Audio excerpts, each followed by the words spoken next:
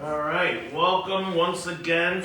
Thank you for joining Transformations Live Facebook podcast. And this week again we have Josh, our co-host. Good morning, everybody. And today our special guest for the week is Mr. Jose Lugo. He's a mentor of mine, ex-boss of mine, and he's doing great work here in the community. Just want to welcome everybody. Thank you all for supporting our podcast weekly at 10 a.m. every Sunday. We have a lot of good things coming up here in the community. As always, we stay busy with that, trying to give community awareness. And for the ones who are still sick and suffering out here watching us, I appreciate that you guys join us every week. And those two people from out of state that we helped this past week from Georgia and North Carolina, I want you to continue on with your journey. I know the one has been placed in inpatient, the one in Georgia, so continue your journey. You're probably not watching this right now, but just know that you're in my thoughts. So again, as always, I'm going to promote my book. If you would like to go onto Amazon, you can find Transformations, How to Get Your 180 Degrees on there. And you have takeaways after every chapter.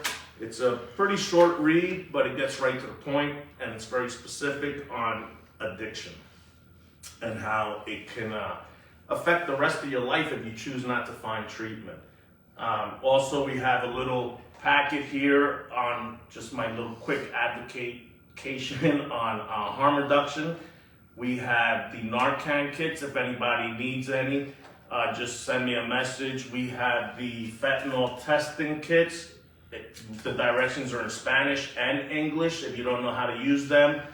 And you want to test your drugs. If you're still using, make sure you still live another day until you're ready to start your pathway to recovery. We are here to meet you where you're at and get you started on your recovery whenever you're ready, but hopefully sooner than later.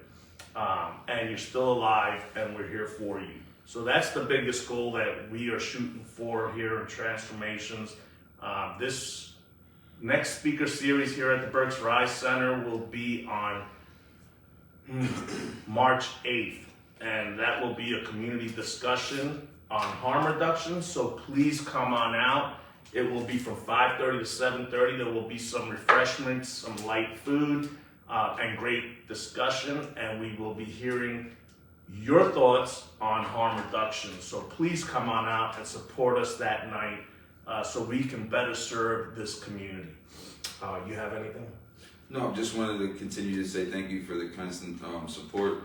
Got a few inboxes over the last few days, and that's what we do this for. It's just to give you guys an outlet for the still sick and suffering to be able to reach out to us, and just wanted to continue to say thank you. Okay, and then for this week, who we have here is Jose Lugo.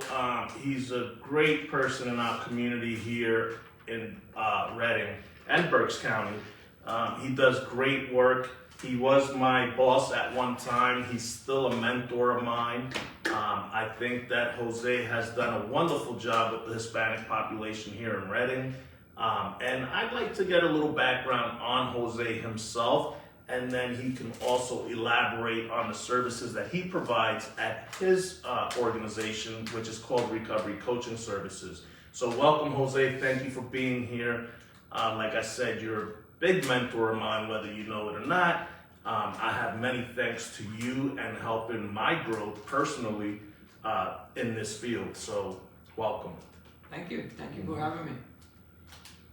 So you can give us, I'm sorry. So you can give us a little background on you, Jose, and then we can start our discussion. Okay, so my name is Jose. I'm in long-term recovery. I got over probably 35 years of experience combined with the lived experience and the professional experience. So it's been a long journey, but I'm very grateful to where I'm at today. That my quality of life is way different what it used to be. Out of that 30-something years, I spent 22 years in and out of state prisons, and I got 26 felonies. So I've been busy. I was busy, But again, you talking about second chances. They gave me like 10 chances, But one thing I never gave up, So I always knew that one day I will be able to overcome this disease of addiction, and I'm grateful today, and that's what I do today, helping others achieve the same thing. Because what you guys don't see is the people that are benefiting from my recovery. Yesterday, I took my daughter and her boyfriend, to the theater to watch a play. So, you guys don't see my son that was able to come from Puerto Rico after Hurricane Maria because I was doing well and he was able to live with me. My daughter's not ashamed no more that she had to explain to people that, where's your dad? Mm-hmm. Wow, in Puerto Rico again for 3 years? Wow, he's taking a lot of vacations, So, and that's not only on me, I hear it every day too, that how many family members and everybody's benefiting. They say that on average, at least 20 people will benefit from that individual's recovery. You talk about neighbors, wives, kids, even Walmart will benefit because they don't have to watch you no more every time you go in there. So, so that, it's been a long journey, but I'm very grateful to where I'm at. So one thing real quickly about this harm reduction, because I know, say, but Jose, why I'm going to use this? I'm doing dope. I get it. Heroin out there got dope. But what I'm seeing too, some individuals that are using it also, and they're using cocaine, or meth, they want to make sure that that cocaine doesn't have no fentanyl because they have no tolerance towards that drugs. Many people have died overdose thinking they're buying cocaine and they're buying fentanyl. So when they come and they get this, right, they dip it and they want to make sure, let me see that the cocaine has any fentanyl. They'll be surprised, like, holy crap. So, if it's, in terms of harm reduction, at least for the person that does cocaine, and hopefully you get, the help you need. But in the meantime, you want to make sure that you don't die, get this strips and test it, and you might be surprised. So can I ask you a question? It's funny that you just brought that up. I think that you did a great job explaining that. But as you were talking, I was thinking, so if they find fentanyl in there, what are the chances they know now that their possibility is greater to die? What are they going to do with the rest of that bag? Well, that's a good question. Because listen, if I was a heroin addict, right? If I knew I had cocaine there, right, I would do a lot less than what I would normally do, than if I had no cocaine. Right. For example, when I was in Puerto Rico, horse tranquilizers, that sinusline, been in Puerto Rico forever, right? So I go down there, and they told me, they tell you because they have to tell you. So I OD on 2 bags of that, but I didn't die because I was doing 5 and 6 bags at one time when I was here. And I got over there and they told me, dog, man, I'm cocky. What are you talking about? I'm doing 5 or 6 bags over there. Or half a gram. And they say, no, man, you just, they call them tranquilizante, this horse tranquilizer. And I said, all right. And I listened to them. Right. And I only did 2 and I OD. So it's the same thing with this, that I know if it's fentanyl, at least I would say, wait a minute. Let me approach it from a different angle because it has that damn fentanyl. Right. I don't know if that answers your question. Yeah, because I've been thinking about that because I'm an advocate for harm reduction. So for me, my question is, and I didn't get the answer I was looking for, but so they find that there's fentanyl in their drug. will they use it? Will they continue to take that bag? 100%. That's what I thought. So now, where's the precaution really at? You hope. Go ahead. No, go ahead. You hope that the ag will do what Jose said, which is take a much softer approach. Mm-hmm. They won't go full in, but I mean, at the end of the day, just going back to me, I found out that I was doing fentanyl, and then at the end of the day, everything still got done because there was no money to replace to go back out onto that other hunt. Right. You know, a lot of it was financial, but a lot of it is just at that moment. Unfortunately, if you realize that you've done fentanyl, then you, as me as an addict, I just baby stepped, and then at the end of it, we hope that it'll be enough to deter him. You would hope so, but the reality has to be that we're not in the greatest place mentally to be able to process that on that sort of. So really, the answer I'm looking for is, would that be the time that somebody would, if they were going to use a loan, and now they find out that their drug has fentanyl in it, right? With the bag comes the Narcan, right? So would that give them the ability or the strength to say, maybe I should go get somebody to watch me so I can use safely to be given the dose if I do overdose? Yeah, that's a hard one because when I was sick, I was sick. I'm gonna do a bag regardless where I'm at, you know. And the thing is that, you know, that sickness is so overwhelming. And that's where I'm trying to that you want to get well. Right. Okay? So, yes, we all do that. When you go there, they tell you, you know, most of the time when you buy a drug, it's word of mouth.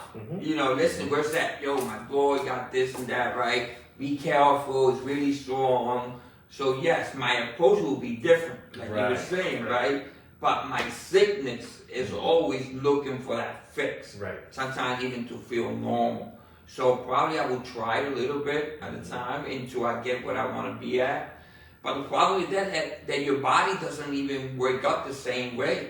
You know, you could weigh yourself today and you're 200 pounds, and then tomorrow you're 195. So you know, with that, your body metabolism is not the same every day. So that's the danger of this fentanyl too, that they have so many types of fentanyl too. So it's so complex that not even the professionals have a really good grab idea of what they're dealing with. Yeah, and that's pretty much the answer I was looking for. So I appreciate that you piggybacked off of that, and I'm glad for both of your answers and what you shared, because you know, ultimately the goal is to meet people where they're at, be able to help them, and keep them alive. That's ultimately our goal. Right. So with all that said, whoever's still struggling out there and is viewing our podcast this morning, you can always reach out to me here through Messenger. You can always contact Joshua Camacho through his Facebook page or his phone number or email, which he'll give you here shortly. Mine is 484-772-7079. My email address is transformationslc14@gmail.com. Reach out on Messenger. You can always stop in here at the Berks Rise Center, and any staff member that is here available Monday through Friday will help direct you in the direction that you need to be on. Or you can always reach out to Mr. Jose Lugo here, who is right in the heart of Reading on Penn Street with his services that he provides, and he can give you all that information as he continues on in the show today. Yeah, we located right there in 5th and Penn, 505, right across from Rainbow, and we open on Saturdays. You know, we open on Saturdays. We always busy on Saturdays. Because, you know, the guy might be, last week the guy came in ready on Saturday. And prior to that, he came with his mother that came from Philadelphia to get her son, you know, some help, and his wife, but he was not ready. I get it. Then he came beat down on Saturday. Jose, I'm ready. I got it. I get you. You know. So he went out. You know, at 3 o'clock. he went out, they picked him up right in front because we have like 20 rehab places that we are in network with that we will call, and they will come and pick you up right there. Even they send an Uber sometimes nowadays. Unbelievable. They send an Uber right to your house sometimes to get you. That's awesome. But that goes to the severity of these opiates, especially fentanyl, that, when the guy is ready, believe me, we're going to get you. And there's plenty of resources. The individual just got to be ready. Mm-hmm. So here I'm sorry to cut you off. I just wanted to go back here when I was an employee of Jose Lugo at Recovery Coaching Services. And as he's talking and we're talking on harm reduction, I couldn't help but remember a time that I was in my office and I was meeting with a client, and on the way out was one of the other coaches, and she noticed that there was a body out on the sidewalk. Mm-hmm. And I'm so happy that at that time already we were taking the trainings for Narcan and we knew what to do. And Jose, thank God that the coach seen the guy outside in front of our building. She came back in, she said, I don't think this guy's okay. Jose walked out that door, grabbed the Narcan kit and walked out there, called the cops, and automatically took action. And it was like, for me, I'll never forget how that guy popped up after, a minute and a half. And it was so soothing, relaxing, and like a release of, to be able to know that this guy just had a near-death experience, and Jose was able to bring him back to life and give him that second chance of life, right? Yeah. And then connected him to the services, which was crazy. And to this day, I carry that thought in my mind. Do you want to elaborate on that? Yeah. But make sure everybody know, we don't call the cops.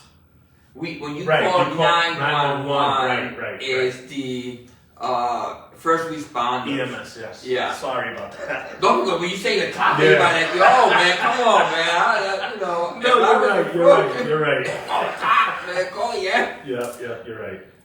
So, and matter of fact, 2 weeks ago, one of the participants also did the same thing. When I was on vacation, someone was ODing, a female was ODing, he quickly got that because we train everybody. Remember, the Narcan that I have in my bag is not for me, it's for you. The one you have, it's not for you, it's for me. Correct. So the more we have out there to help each other. Correct. So he quickly, what I was trained to do is quickly, get the Narcan, and dial 911. I put the phone in speaker and then I put it in the ground. That's right. The person in the other side is asking me questions. What's going on, Jose? He said, listen, man, the eyes are turning white. He's laying in the street. He's looking for some air to breathe. Right? And he said, you got the Narcan? I said, yes, give it to him. I give him the Narcan. He said, the ambulance, I give him the information where I'm at. Within less than 2 minutes, it's 5th and Penn Street. Right. So they were there, but then he got up. That was and he asked, and I said, what happened? I said, I don't know what happened. He said, he quickly told me he just came out of prison, the same day. He did a bag, one bag. He said, I just did a bag. I don't know what happened. And he fell out. So even if he told me, that's what I'm very confused about this fentanyl, because he did the bag someplace else. And he was just walking and he dropped, and I heard that before some other guy, he was in a bike. Yeah. He did several bags after his mom, got in the bicycle and it hit him. So it's a delayed reaction that this fentanyl has on you. It's really dangerous. So anyway, they got him in, And then, they took him in, they took him to the ambulance. He said yes, he was ready to go. So, for that, I'm grateful for. But also, they got, certain laws here to everybody be mindful of. If you get yourself in an overdose, don't be fear of calling 911 because the first responders are the one that are going to save that individual's life. Right. That's right. And we don't hear about the other people that, through an overdose, also having other medical conditions. I have one guy right now, he's a participant of us, overdose, legally blind. Unbelievable. I never heard that before. Again, this fentanyl From the overdose? From the overdose. Wow. Confirmed by the doctors that because the lack of oxygen, and stuff like that. I'm not on tune for all that, but he's legally blind. So now he's suffering for the rest of his life. They're trying to improve, but you know how that is. Maybe, maybe not. But again, that small window that we have to give him that Narcan to get that oxygen back to his brain is really important. For that individual. So it does save lives. Every day this thing. Again, now he's in recovery. He's doing well. And what's most importantly is that he's sharing his experience with others. That's right. Because nobody will tell you there is no way, Jose. That's not. Yes. And it's confirmed by yes, that was consequences of the overdose. So that's only one. How many other people are still, in a vegetable state or suffering from all type of medical conditions are consequences of the of the fentanyl. Wow, that's powerful. Thank you, Jose. And you were going to share something around here. It was just related to the same things as far as the one thing that I've been doing is being very honest with individuals that I know that are still dibbling and dabbling, because as you guys are talking about how serious the fentanyl is, I was just reading a few articles about the tranquilizer that Jose was talking about earlier. The street, they're calling it Trank, but then now it's down in Philadelphia. If it's in Philadelphia, it's in Reading. It's just how it goes. And to kind of give the severity of how unfortunate this disease is and how these individuals capitalize on our disease is that now we're kind of getting a better understanding of how to try our best to combat fentanyl. But at the end of the day, now we have this whole other beast that is starting to make its way up as well. And the thing to know, if you do not know, multiple sources that I was researching on yesterday, that the Trank, the Narcan does not have a reverse response for the Trank, for that. Just going to touch on this real quick and then let it go. So there's also a testing kit for Trank. That's not accessible here in Reading, just saying. So in the future, I do foresee that coming to Reading. But I know that there is testing kits available currently, and that definitely needs to be handed out as well. So I'm an advocate on that as well.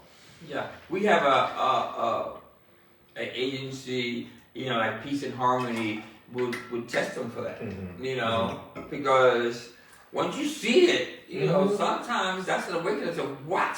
Yes. So many people. I know in the beginning, I remember the lady says, "Listen, Jose, I'm not doing fentanyl." I said, "What? I'm doing fentanyl. I'm getting my straight from the source, man."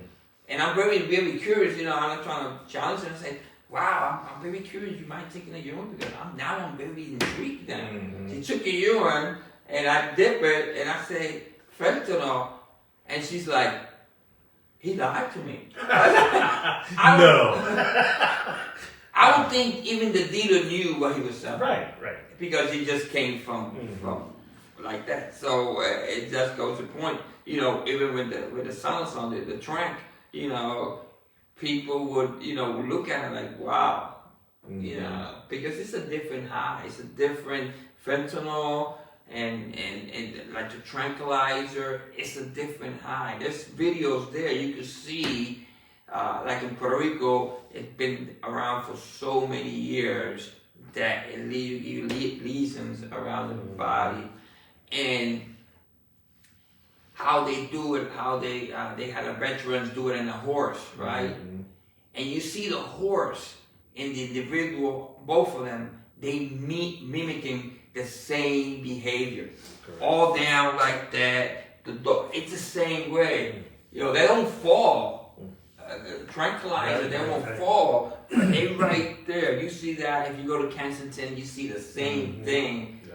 That the effects, it doesn't matter if it's a horse or individual, you know, it's still the same effects, man. It's unbelievable. It's the disease of addiction is just, it's insane, right? It's baffling, it's cunning, and it allows you to believe that something different. But the reality is that the help is out here, and if you guys are struggling, anybody out there struggling, please reach out to us. Come visit the Berkshire Center. If you're currently struggling and don't know what to do, head over to the hospital, ask for the warm handoff program, and just start treatment. You know, everybody will meet you where you're at. They'll give you all the advice that you need, encouragement that you need, and help you explore what pathway of recovery is going to best work for you, right? All we want is to find a better quality of life for you, and make sure that you start a program, build up a support system. You know, I promised my friend this morning that I was going to give a shout out to them, Latin American Motorcycle Association, in which I used to be the vice president of, Kieran Redding, which I had resigned due to the busy schedule that I do have. But I encourage any support group, and Latin American Motorcycle Association was there when I needed them most. Jose knows we went through the pandemic together, and I was working in the community, and I myself was scared. I didn't know what to do. So, you know, I just studied the permit, and I got myself a motorcycle, and I built a whole nother support system in which I was able to travel to the United States and be outside and not have to be in closed doors with other people and be scared that I was going to get sick. But I got through that time, right? And they helped me. So I encourage anybody that rides motorcycles, give them a shout out, hit them up, and join their little organization they have going on that takes you all over the United States. I was able to go to Smoky Mountains with them, which was awesome experience. So, you know, with all that said, I'm glad that we touched on that topic on harm reduction. But now I want to ask Jose about the services he provides to the community and the population that he currently serves in large. Yeah. Well, we are a peer-to-peer support services. We've been doing this since 2013. The agency is called Recovery Coaching Services. And we have contracts with Berks County, such as the JPO, CYS, also Reading Hospital, Soft Landing, Berks Community Health Center, on-call services, partnership with, the whole rescue community and shelters around and so on. So what we do if we just meet people where they're at. Mm-hmm. You know, they come in and we don't, we come from a peer perspective. And what we do is that if the individual come, we see what they're looking for. What I always ask, tell me what has worked in the past. Mm-hmm. And once we get the idea, we give them different options to do that. Then we meet at least once or twice a week. And the reason for that is to help this individual stay accountable. I hear it all the time. Jose, I need somebody to help me, stay accountable. Because we keep it real. Sometimes they come with these crazy stuff and I'm like, yo, that's not gonna work, homie. So, and there's a lot of misconceptions about recovery, and the stigma is not helping. And the stigma, believe it or not, sometimes even comes from the professional itself. from the hospitals. I'm taking people to the hospitals, and you see the nurses. They don't have to say nothing because you're afraid to just tell them all. You know, work with this individual that been homeless. I remember I took this lady. She was homeless, living out here in the river for over a month. You know, no showers, no nothing. Her legs were very swollen, but we had a rehab on standby, but they needed to get medically clear in order to get it there. And it was taking a long time to intervene and, you know, that process. But, you know, it's just breaking those barriers, the stigma that help the individual overcome that. So we meet them, we advocate for them, we will not lie for them.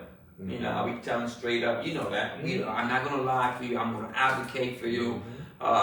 Some of the individuals coming, it's called a recovery capital, is the things that really they need for recovery. They come bankrupt. They don't have nothing. No family, no work history, no ID. Sometimes no even clothes, which is the basic necessities. And not to mention probably probation and parole, or running from the law, and active addiction, and homeless. So they come in broke down, and there's feelings of hopelessness. You know, so they tap into that recovery coach for that energy. You know, listen, I'm going to walk with you. I'm going to advocate for you. You know, but in the same token, giving them that confidence that you could do it. You know, it's going to be hard, you know, but it's going to be worth it, you know. But you could see individuals, you know, slowly but surely moving towards that direction, you know. And what we do is trying to connect them with so many resources out there. We can't do it alone. Hispanics are real big on the faith base. So we connect them with some faith-based approach. You know, connect them back with the family, get them in a job. You know, there are some sober living facilities in Reading, like the YMCA, EDI. You know, and believe it or not, even the Hope Rescue Mission is turning into that type of model because they understand the value of it.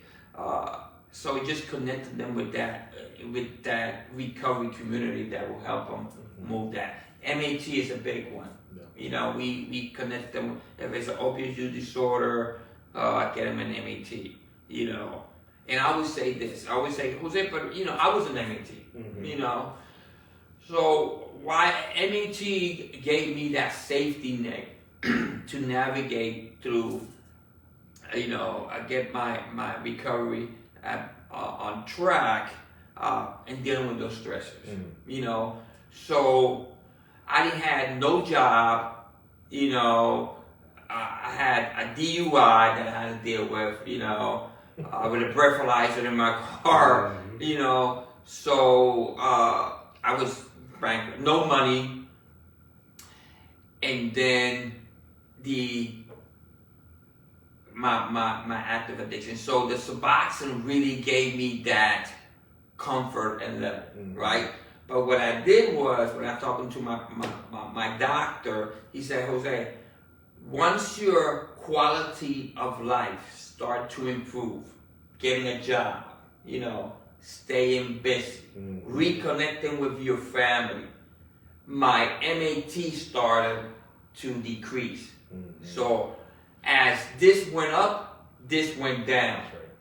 Now, my quality of life is what sustains my recovery. So I don't need that MAT no more. That's right. Because the stressors went away. So I always tell the guys, listen, if you don't increase this, you can't quickly decrease this because your quality of life is not there. Right. Like getting that job, getting back with the family. You know, that's what motivates me every day. And how important is it for people to understand that the process takes time? Because everybody, as you know, us people in recovery want things now. Yeah, because that's the mindset of a person in active addiction. You cannot operate where I'm going to be patient and get high. It's not going to work. You're not going to, no, let's take our time. No, you know that. Yo, we got to do this now, man. That monkey in my back, he needs to get fed now. So bringing that same mindset, we gotta change channels, you know, to be more, to respond instead of react to situations. But it needs someone to talk to, you know, that's why CBT, you know, the way you think affect the way you feel affect the way you behave. So those peer groups, those NA meetings or AA meetings, whatever it is, to start changing the story. Once you start changing the story, you will change your life. That's right. But it takes a lot of patience, you know, and understanding the individual, you know, to get into that path. So it's a beautiful, once you get into that recovery, you know, it's a beautiful thing because you can see, like in my experience, you know, my daughter, my granddaughters are so happy. I'm not who I was, but who I have become. That's right. You know, and I always separate those two for my self-esteem. So, you know, they always say, but you did this. I said, no, that's not who I am. That's who I become. That's right. So when I separate those two, I feel good about myself. And also it motivates me not to become that person because I become a liar. I'm not a father. I'm not a husband. I'm not law-abiding. You already, I got 26 felonies, that's what you know, right? Yeah. So, and my loved one they're not in love, you know, they're not looking forward for that individual. What they like is who I am. That's right. You know, I'm a law-abiding now. I pay, you know, I spend time with my family. You know, I'm an employer. You know, I'm a friend. I'm a team player. You know, so that's who I am. But when I start using, I become all the opposite. So it's good to understand that when I tell guys, no, that's not who you're. That's who you become. Because most of us, if you take the drugs out of the equation, people will not go to jail. You know, people will not, you know, get into these behaviors that they're supposed to do. You know, my brother, when he drank, you know, he get on top of the table, he started doing all these things, right? But when you see him sober, you be like, there's no way, that's not him, right? And I said, yeah, that's him. Because you change character, and people could tell. So, you know, I always tell people that it's a process, you know, and there's plenty of resources in Berks County, all over the country these days. It doesn't matter where you're at. You know, the thing is that these help always been there, but I was never ready. Once I got ready, it started popping from everywhere, and sometimes even closer than what you think it was. That's right. So the help is there, it's just changing the mindset. You change the mindset, you change your story, you change your life. Thank you, Jose. So I know you have a lot to chime in on. So if you want to give your thoughts or any feedback. No, everything that Jose is talking about, just, you know, it all. I deal with MAT as well. That was one of the things that I have been blessed with today. Every other time, I was unable to, you know, do it.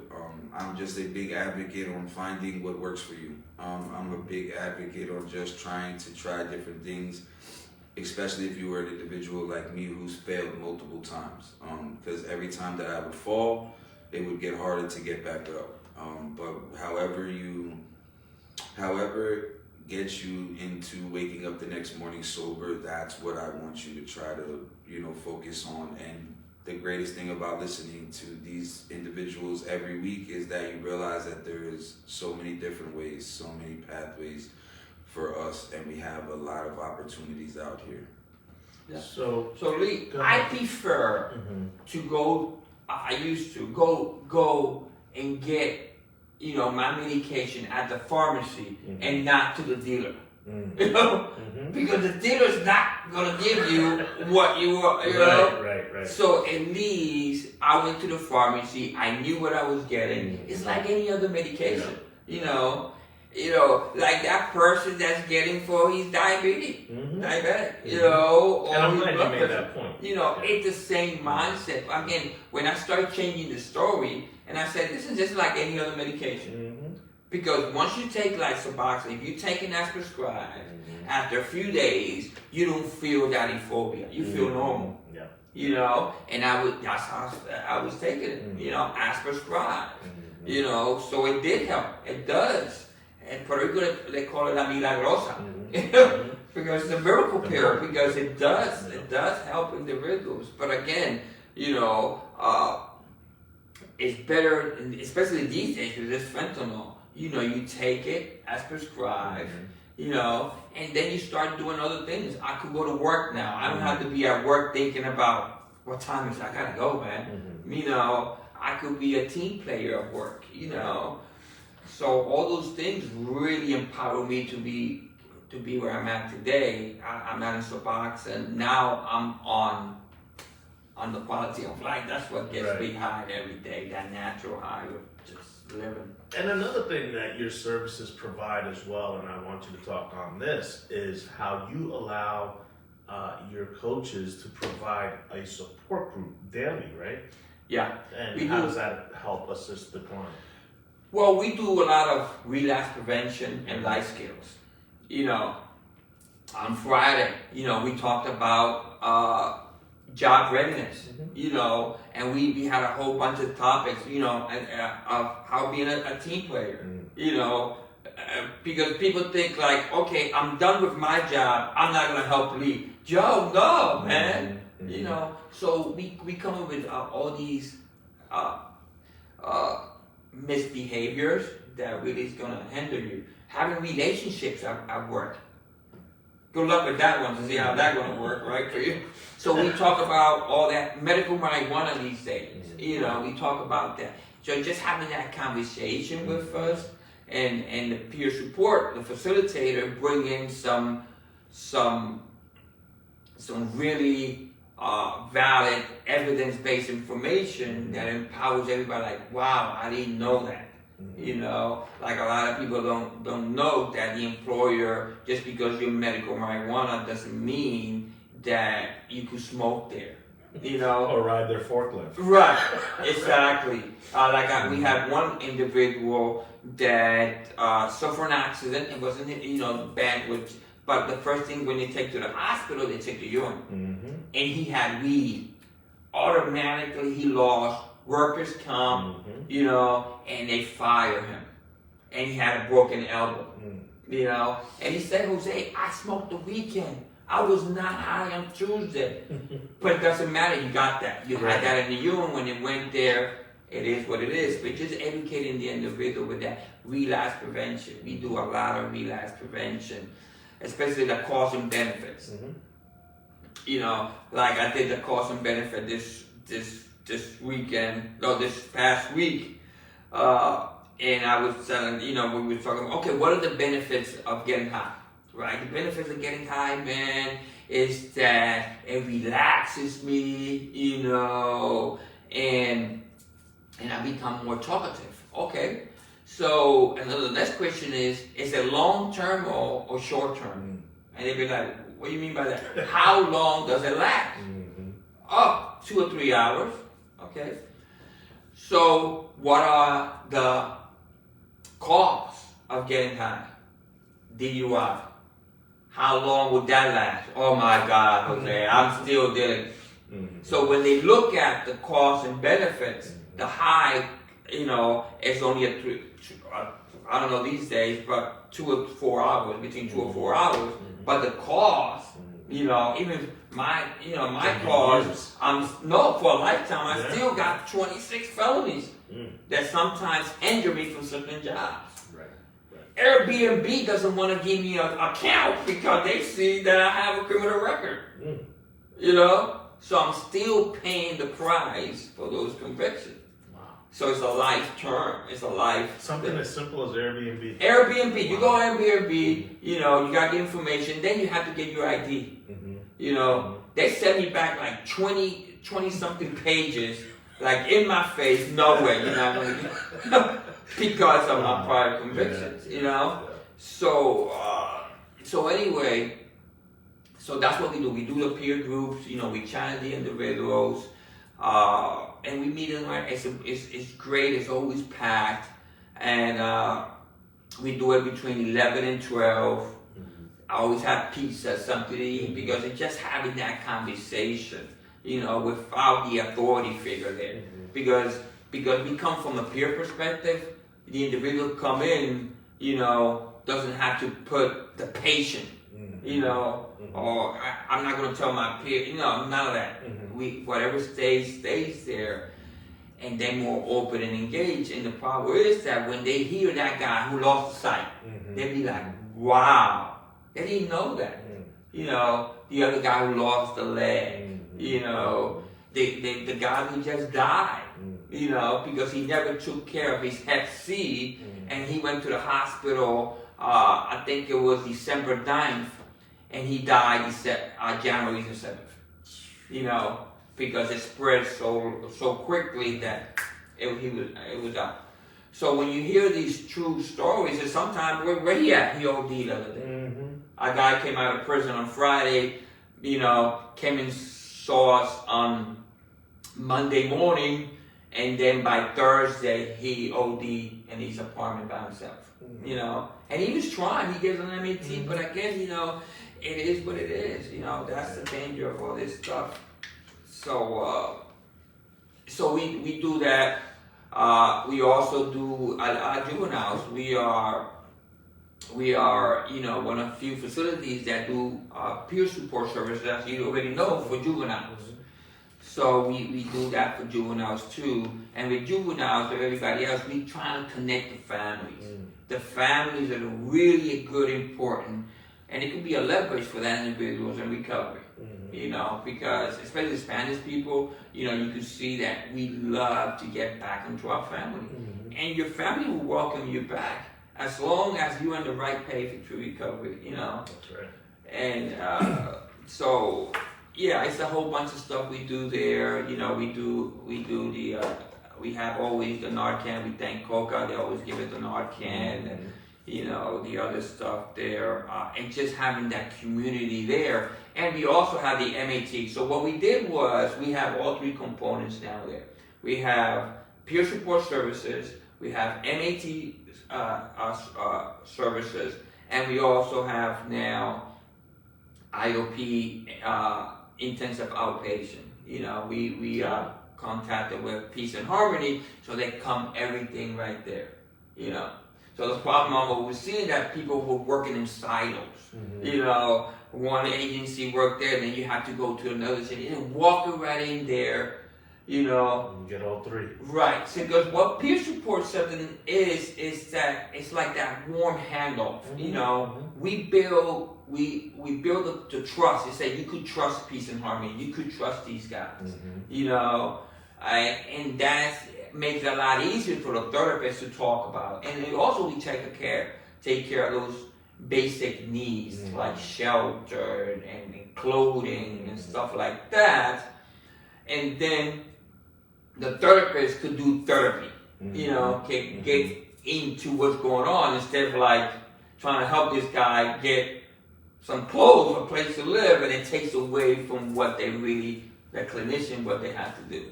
So it's a great partnership, and I think we should be seeing more of them around, because I think that is a game changer when the individual walks in, and have everything right there. That's right. Like Birch Community Health Center have the same thing. They got the dentist and they have the MAT. Right. That stuff. Yeah. That's awesome, man. You do great work. I have one question on your support groups. So how does the support group build those relationships with the participants within each other as accountability? The bottom line is expectations. From the very beginning, we set up the game plan, the ground rules, the expectations, So if you come to me, okay, I expect you to come here, I expect you, we interact. And when the individual comes in and understands that, very transparent of everything that's going on,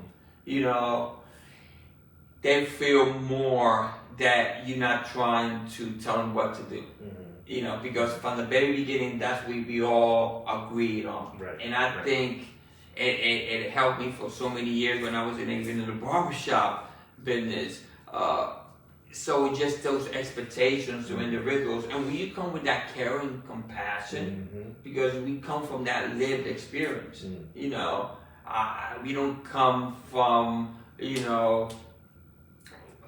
from reading it from a book or anything else. And believe me, there's a lot of clinicians, they do wonderful work, but the reality is that a lot of people with substance use disorder connect very well with peer support services, because we come in from a lived experience, especially, like myself and other people that work like yourself, they've been in this culture for so many years, and half of them, I know Jose was my celly, Yeah.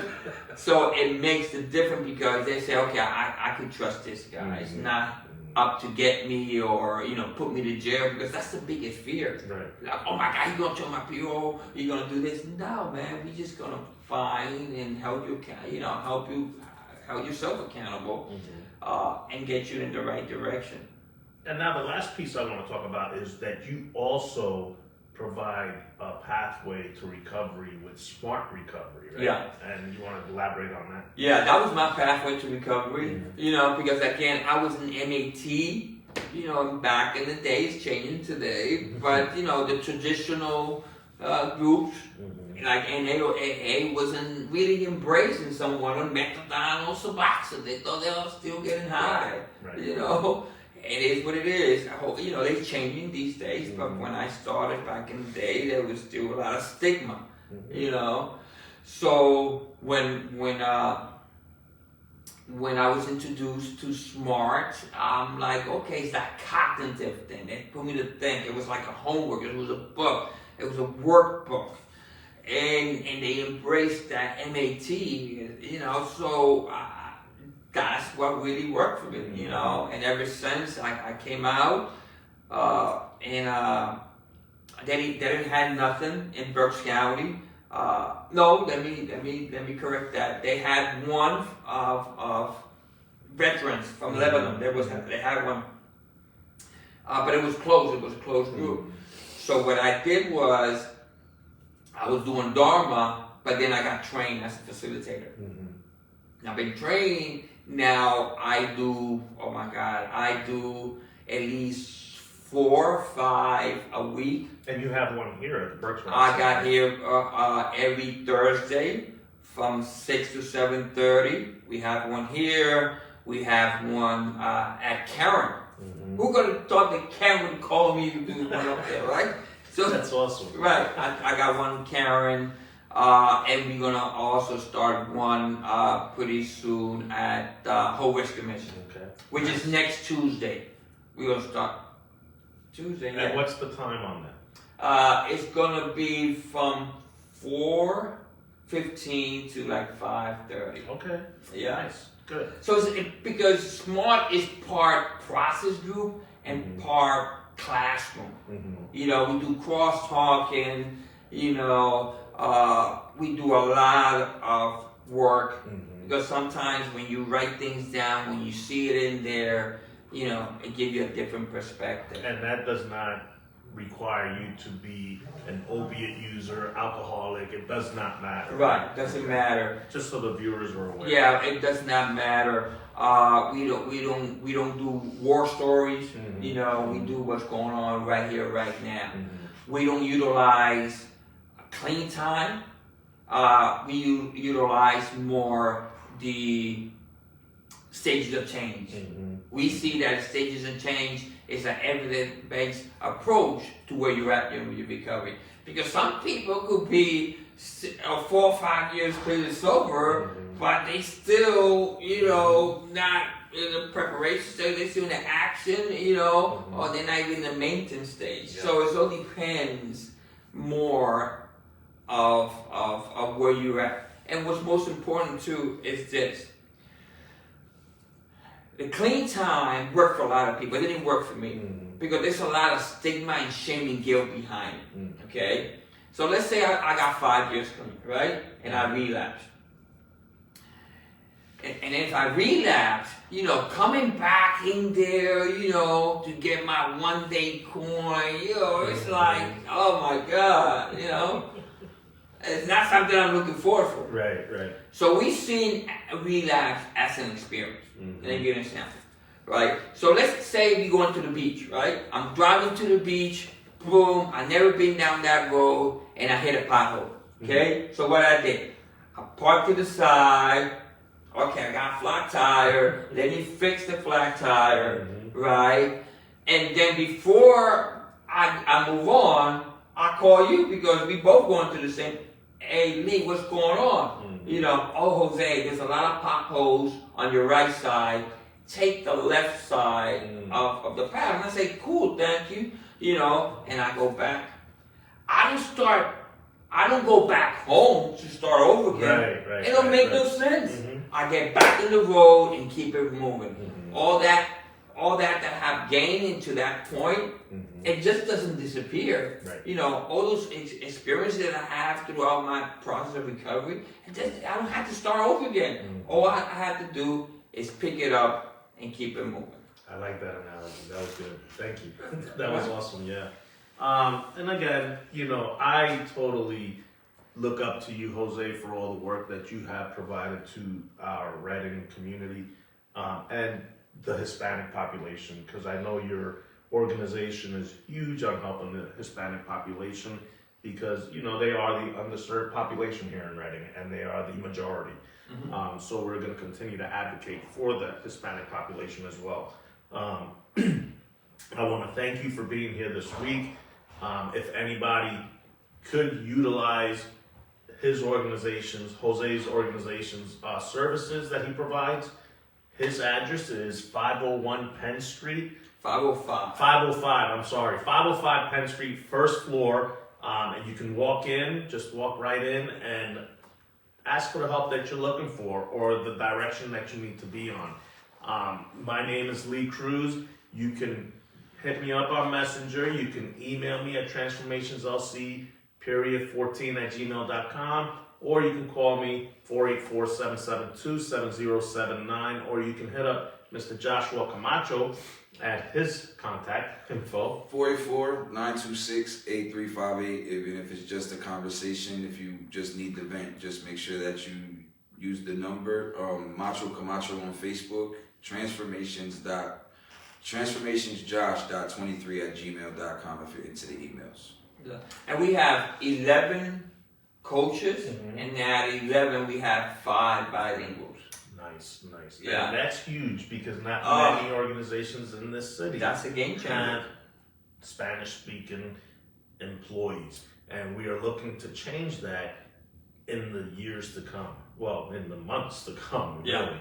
So we want to make a big impact on this community and the population that we are advocating for, which is the Hispanic population.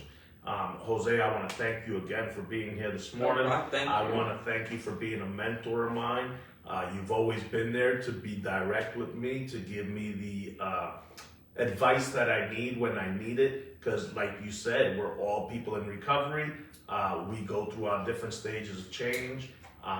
And we need somebody to hold us accountable on our behaviors when need be, right? So I am very happy that you have been a friend of mine, that you have been a mentor of mine, and you continue to be a friend and a mentor and partner in the community here in Reading. So thanks again for being here today. And we will see you all next week. Thank you again for supporting Transformations Facebook Live podcast. Adios. God bless.